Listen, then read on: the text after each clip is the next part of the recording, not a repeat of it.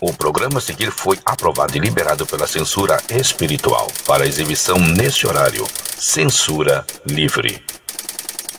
Entremos então no momento da palavra, na reunião do cordão.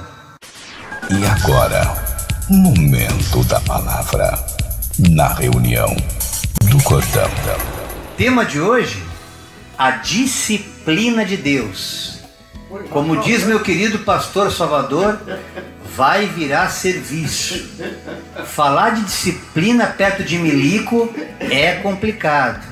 Mas você vai entender hoje, irmão, o que significa essa disciplina que Deus quer aplicar na humanidade para que nós alcancemos vitória em todas as nossas lutas. Para que de fato você entenda que a correção com a vara faz bem. Levou muita varada quando criança aí, meu irmão, minha irmã? Hã? Muito mertiolato do tempo que aquele que ardia? Eu tomei algumas varadas nas pernas e sou grato a Deus por cada uma delas. E você vai entender o mistério essa noite. Você vai parar com esses mimimi aí. Ninguém tá falando aqui em agressão, hein? Não vem denunciar a gente aí como é que é pro idoso, pra infância, essas coisas. Para com isso, irmão. Não distorce, não dá lugar pro diabo. Deixa Deus falar no teu coração, que tu vai entender esse mistério sem precisar falar língua estranha aqui. Amém? Portanto, vamos ler o Evangelho de João.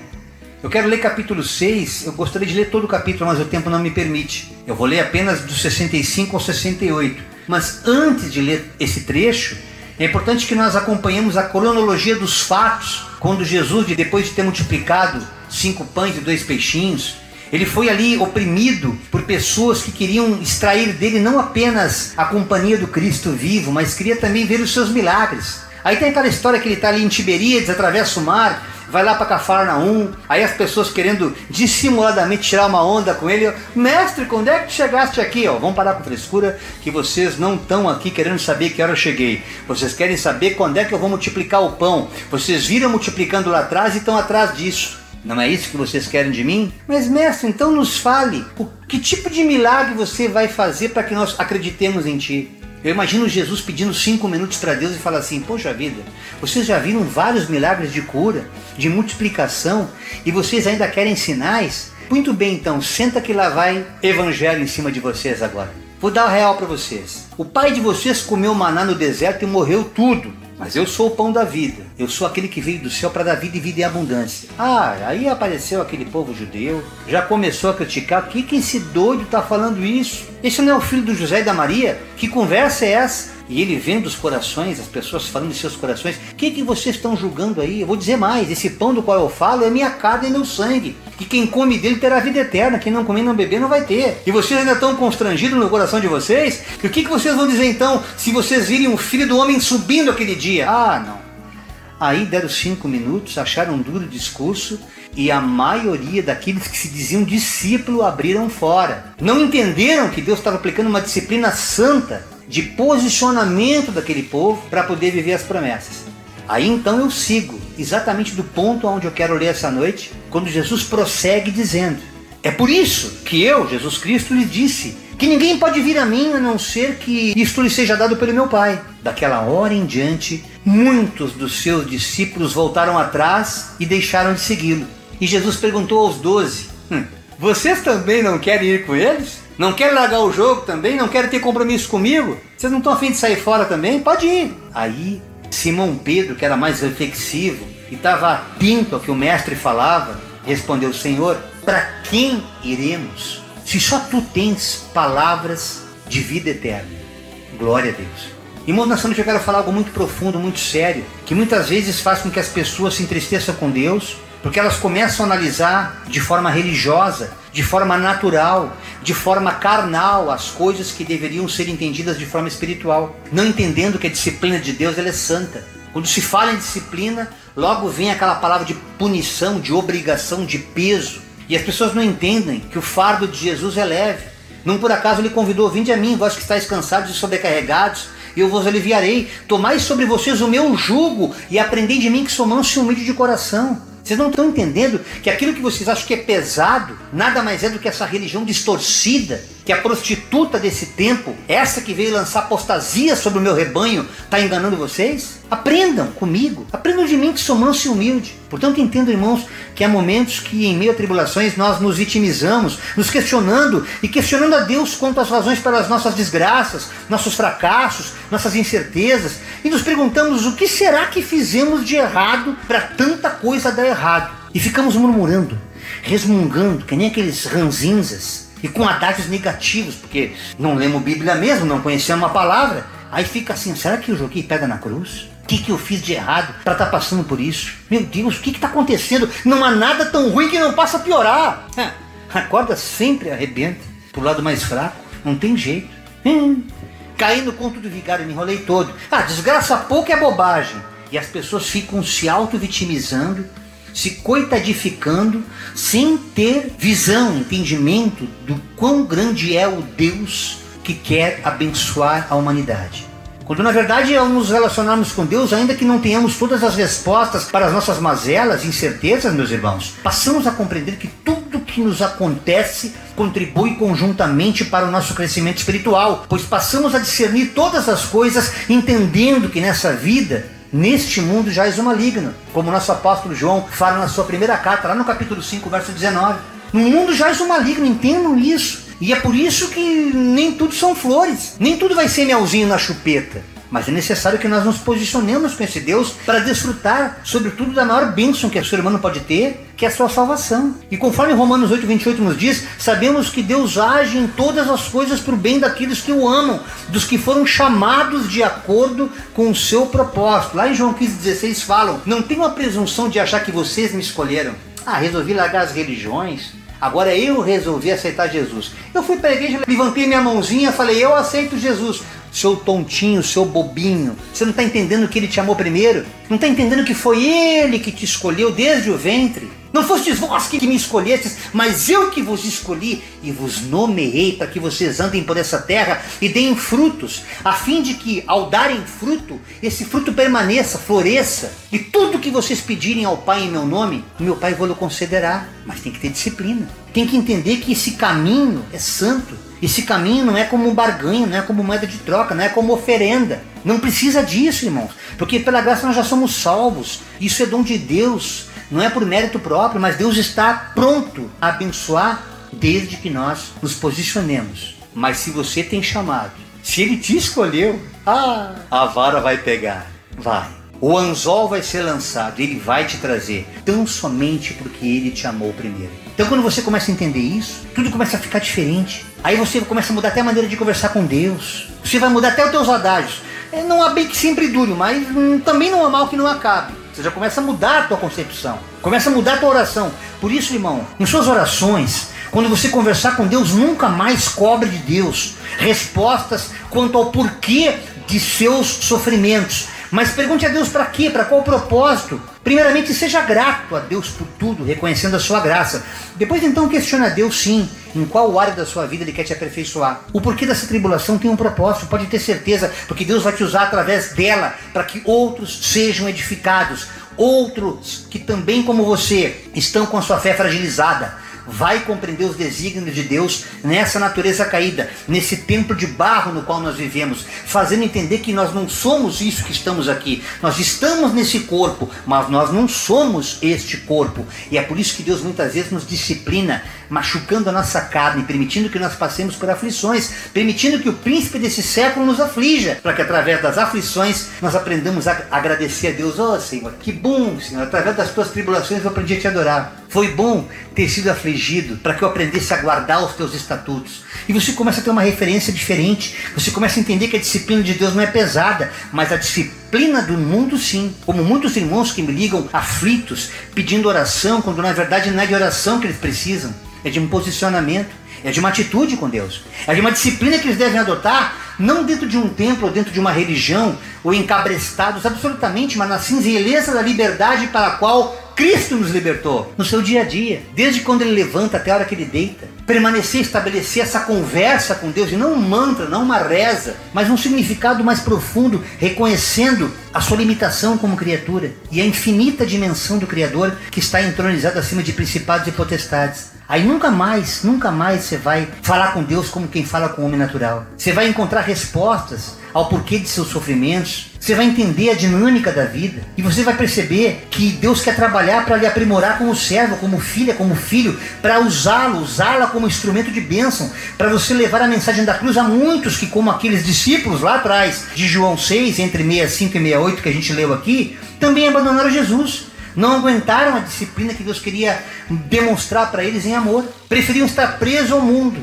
E aí, irmãos, a gente começa a descortinar essa noite, com uma palavra que Paulo fala na primeira carta aos Coríntios, no capítulo 14, verso 40, que as coisas de Deus precisam ser feitas com decência e ordem.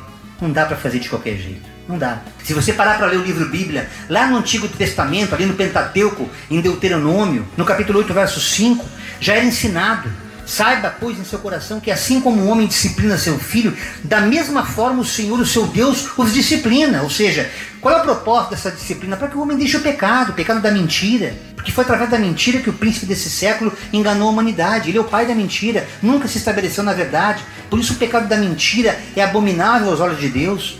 Assim como o adultério. Tu adulterar não é só uma traição conjugal, é adulterar documentos, é o estelionato, também está ali caminhando junto com o irmão conjugal da mentira. E idolatria então nem se fala. Você se prostrar a deuses de pau, a deuses de barro, a deuses de gesso que foi feito com as suas mãos, segundo a sua própria imagem, a sua semelhança, é loucura você chamar essa criatura, essa coisa de Deus, quando na verdade só há um Deus que é invisível, porém real. Então é disso que Deus está falando aqui essa noite. Para que nós nos voltemos para Ele nessa disciplina de reconhecer que o modus operandi de Ele abençoar tem uma ordem, tem decência. Lá em 2 Crônicas 7,14 já era falada na palavra: se o meu povo que se chama pelo meu nome, ou seja, o povo de Deus, se humilhar, orar, buscar a minha face, se arrepender dos seus maus caminhos. Então, depois de tudo isso, depois da lição de casa, depois de você reconhecer a tua miserabilidade, cara, fica tranquilo, filho, filha, que eu ouvirei a tua oração lá dos céus, perdoarei os seus pecados, vou limpar a tua capivara, não vai ter mais condenação, nenhuma condenação mais há para aqueles que estão caminhando comigo a partir de agora, diz o Senhor Jesus. Aí eu começo a te abençoar, aí tu te prepara, que aquilo que teu olho não viu, o teu ouvido não ouviu, nem subiu ao teu coração, eu já tenho preparado desde a fundação do mundo, mas você não está apto a receber, porque você não vai valorizar. A graça é de graça, mas ela teve um sacrifício na cruz do Calvário, e não foi outra entidade que pagou por esse sacrifício, não foi outro Espírito, a não ser através do Espírito Santo, que arrancou daquela tumba o Cristo vivo. Deus Pai lhe trouxe a vida de volta, porque agradou moê-lo, para que o meu e o teu pecado fossem levados para a cruz, para que o escrito de dívida, aquilo que o diabo tinha como uma sentença capital, para que toda a humanidade estivesse presa somente a esse tempo. Vai viver do bom e do melhor aqui, né? Oh, glórias a mim, cheio de vaidade. E acabou aqui, acabou tudo, resetou. Quando na verdade, irmãos, isso aqui é tudo um grande ensaio, uma grande orquestração do Espírito de Deus, para que a humanidade desfrute com Ele a vida eterna, de eternidade em eternidade. E o escritor é Hebreus, no capítulo 2, verso 6, ele usa palavras semelhantes a essa: pois o Senhor disciplina quem ama. O Senhor disciplina a quem ama e castiga todo aquele a quem aceita como filho, repreendendo e disciplina aqueles que eu amo. Por isso, seja diligente, arrependa-se, conforme João também fala em Apocalipse 3,19, se confessarmos os nossos pecados, Ele, que é Deus, Ele é fiel e justo para perdoar os nossos pecados e nos purificar de toda a injustiça. Então aquilo que você acha que é injusto hoje, começa a cair por terra. De repente as coisas começam a acontecer, favorecendo a tua vida. E aí você vai louvar a Deus como salmista, lá no capítulo 94, verso 12, como é feliz o homem a quem disciplinas, Senhor, aquele a quem ensinas a tua lei. Vejamos que a lei da qual o salmista falava aqui ainda estava presa à lei mosaica. Hoje, no tempo da graça, a lei da qual nós nos referimos aqui, tendo Jesus como pedra de esquina, tendo Jesus como chave interpretativa, como a teologia nos fala, chave hermenêutica, significa a lei do amor. Então, quando você lê Salmos, segundo Jesus, você está lendo que como é feliz o homem que passou pela disciplina para ele ser curado e transformado, renovado, mantendo a semelhança do próprio Criador, para que aqueles ensinamentos daquela lei que é amor os tranquilize, para que eles possam enfrentar dias maus, enquanto que para aqueles incrédulos, também chamado de ímpios, uma cova se abrirá. Aqui já é um prenúncio de Deus falando através do livro, Bíblia, na Escritura Sagrada, que haverá uma ressurreição para aqueles que terão vida eterna e para aqueles que infelizmente terão morte eterna. E evidentemente que nós como cristãos não nos cabe julgar, cabe-nos tão somente pregar o Evangelho, orientar, ajudar, admoestar, exortar, para que as pessoas compreendam essa verdade. Portanto, irmãos, você que se diz ser cristão, discipline-se e crie maior intimidade com Deus. Porque a partir do momento que essa intimidade acontecer, vocês vão perceber que todo clamor terá uma resposta. Como o profeta Jeremias no capítulo 29, versos 12 e 13 nos diz: então vocês clamarão a mim, virão e vão orar comigo, e eu vos ouvirei, vocês me procurarão e me acharão, quando me procurarem, quando me buscarem de todo o vosso coração. Observe que geralmente quando você está na aflição, quando você não vê mais recursos naturais, quando você percebe que seja pela enfermidade onde a medicina não responde, ou seja através de restauração familiar, onde o diálogo não tem mais poder, não tem mais eficácia, aí você corre para Jesus. Você corre para Deus como um pronto-socorro particular, quando na verdade Deus queria que você corresse para Ele como aquele restaurante que tem bênçãos, como o pão da vida, para ser servido todo dia um maná celestial novo. Por isso que Jesus denunciava lá em João: vocês vêm para mim só para buscar o pão, mas não querem caminhar comigo, não querem seguir a minha disciplina para que vocês possam ter vida abundante. Não, vocês querem se corromper com esse mundo, mesmo que eu diga e não minto, porque eu não sou da mentira, eu sou a verdade e a vida. Eu digo para vocês que aquele que crê em mim terá vida eterna, sem mim nada podeis fazer. E tantas outras coisas que Deus fala através de muitos versículos. E Jeremias aqui denuncia claramente isso, que vocês clamarão e terão resposta. Lá em Mateus também, o evangelista fala muito claramente no capítulo 7, versos 7 e 8. Peçam, e lhes será dado. Busquem, vocês encontrarão. Batam, que a porta será aberta. Pois todo aquele que pede, recebe. O que busca, encontra. E aquele que bate, a porta se abre. Mas você tem que ter uma comunhão. Tem que estar alicerçado na rocha. Tem que estar estreito o teu relacionamento com o Cristo, para que você possa desfrutar dessas bênçãos que estão disponíveis para todo aquele que crê. E diante dessa postura, meus irmãos, dessa disciplina, como resultado da obediência à palavra de Deus, mas sem barganha, sem moeda de troca, mas na espontaneidade do arrependimento, na gratidão, do amor, da comunhão com o teu próximo, as coisas começam a acontecer naturalmente. E aí, Deus, através do apóstolo Paulo, nos instruiu quanto ao modo que devemos agir depois dessa consciência, com a sua mente renovada, transformada, fundamentada em Cristo Jesus. Veja o que ele fala em Colossenses capítulo 4, versos de 2 a 6, e eu encerro a breve ministração dessa noite de hoje. Dediquem-se à oração, não à reza, não a vãs repetições, conversem comigo, estejam alertas e sejam gratos, agradeçam por tudo. Ao mesmo tempo, orem também por nós. E eu aqui me faço como Paulo aqui essa noite, para que Deus abra uma porta para a nossa mensagem, essa mensagem que o Cordão também está pregando aqui, a fim de que possamos proclamar o mistério de Cristo, pelo qual eu também estou preso. Nós não conseguimos deixar de fazer isso aqui, não tem como parar a reunião do Cordão, irmãos, não dá para deixar de pregar. Mesmo quando não temos reunião, continuamos pregando. Mesmo quando não estamos aqui nas redes sociais, o Evangelho é pregado através de WhatsApp, através de conversas presenciais, face to face com irmãos, porque não tem como parar, exatamente como Paulo fala aqui, porque a gente está preso, tornamos-nos prisioneiros de Cristo, e glórias a Deus por isso. Orem, para que eu possa manifestá-lo abertamente, como me cumpre fazê-lo. Sejam sábios no procedimento para com os de fora, os que estão chegando agora. Deus pede que tenham sabedoria. Aproveitem ao máximo todas as oportunidades. E ele continua falando aqui na carta de Colossenses, no capítulo 4, versos de 2 a 6. O seu falar seja sempre agradável e temperado com sal. Não pode ser salgado, também não pode ser insonso. É na medida certa. Toda vez que você bota sal demais numa comida, ou falta sal, você percebe que você estraga o paladar.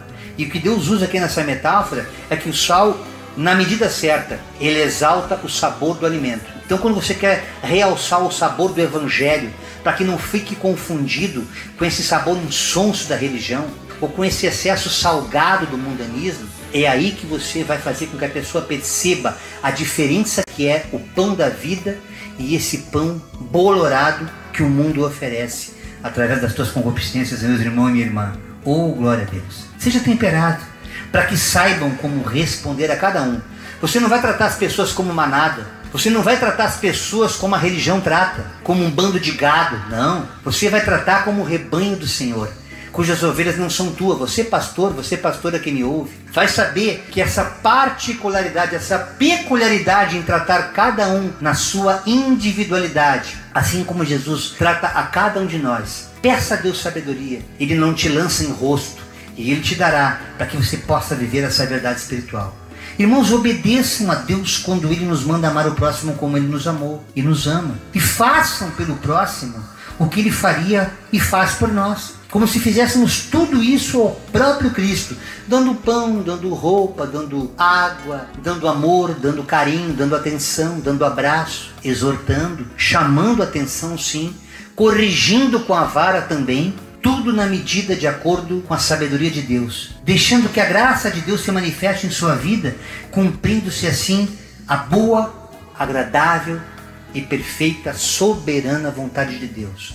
Agindo assim, debaixo dessa disciplina de Deus, que embora Ele sendo o rei dos exércitos, Ele é comandante, Ele é general de guerra, Ele não trata o homem como o homem trata a humanidade. Ele trata como aquele Deus que ama. Porque Deus amou o mundo de tal maneira que deu seu Filho unigênito para todo aquele que nele creia não pereça e tenha a vida eterna. Esta é a mensagem que Deus colocou no meu coração nesse dia 2 de fevereiro de 2022, na reunião do Cordão. Que o amor do Pai, a graça do Filho e as infinitas consolações e misericórdias do Espírito Santo de Deus estejam sendo derramadas sobre cada um de nós. Damos por encerrada mais uma reunião do Cordão.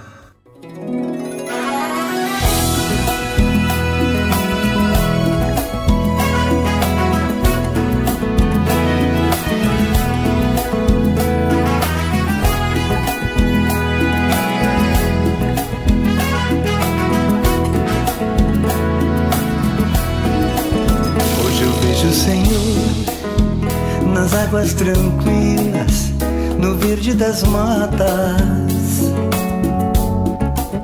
Hoje eu sinto o Senhor nos dias de chuva ou ensolarados. Eu percebo na flor a beleza do Cristo que floresceu minha vida. Hoje eu te sinto, Senhor, em cada detalhe que antes não percebia. Mas não foi sempre assim. Houve um tempo em que tudo era só fantasia. Ser feliz para mim era só um momento, um prazer que sumia. Lembra do que eu senti quando a morte rondava os meus pensamentos.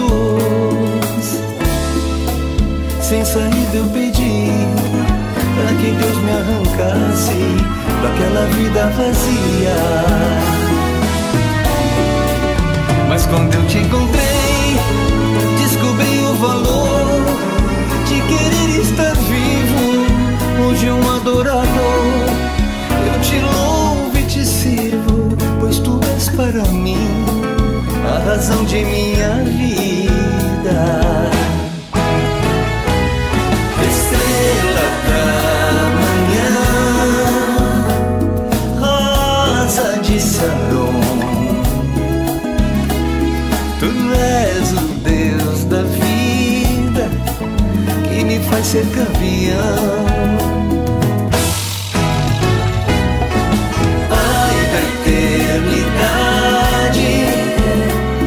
Meu príncipe da paz, tu és o rei da glória, não te deixo nunca mais. Estrela da manhã, rosa de Saron, tu és o Deus da vida que me faz ser campeão. Pai da eternidade e príncipe da paz, tu és o rei da glória, não te deixo nunca mais. Tu és o rei da glória, pois de ti eu quero mais.